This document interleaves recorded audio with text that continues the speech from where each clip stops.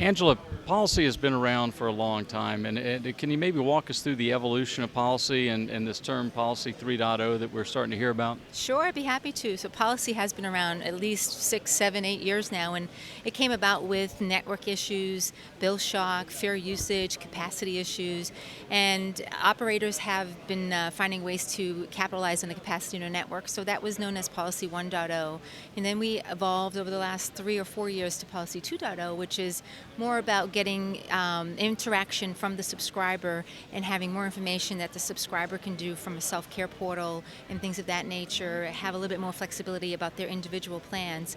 And 3.0 is about subscriber engagement. So for example, if I have some bandwidth in a region and I want to try and capitalize on that bandwidth, or I want to watch a movie, I can let the subscriber know, hey, there's a deal for extra bandwidth for 50% off. You're able to use it, and I can download a movie and watch a movie in the next couple hours, and I pay that half price, basically. Or if I am, it's my birthday, I get a free day of service because it's my birthday. That's a rewards program. And, based on my usage, based on my plan, it all depends on where I'm going, in terms of what my tracking is. I'm opted in as a service, and my operator can basically service me as a loyalty, as a user trying to keep me happy. So it's really about the subscriber. So for folks who may not have worked in the BSS/OSS world, can you talk a little bit about mediation and how it feeds into or is a part of policy charging? Sure. So mediation is the bare bones in terms of having call detail records.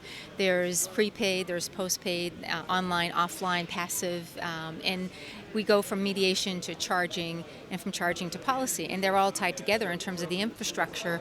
What's nice about going into the next generation of policy, we can do some of this stuff now on the cloud, and we are not so reliant on some of the billing information. We can do things with OCS Lite, Charging Lite, and be able to track all that information, collect all that information, and then on an offline basis go back to the biller in doing be the prepaid or postpaid. So it's evolved greatly over the years.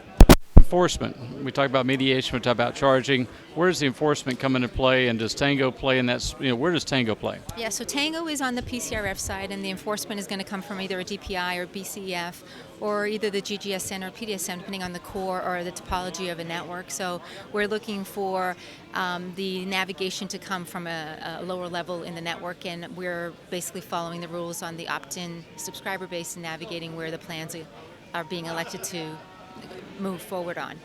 So Tango offers a cloud solution. Can you talk about some of the touch points that exist when you implement a cloud solution? Where are the touch points into a carrier's network?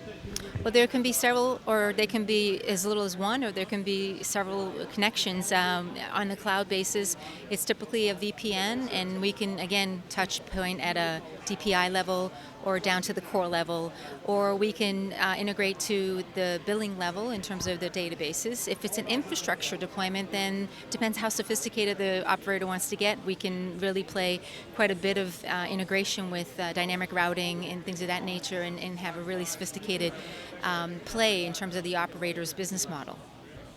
Well, thanks for your time. Thank you so much. Appreciate it. All right, you're welcome.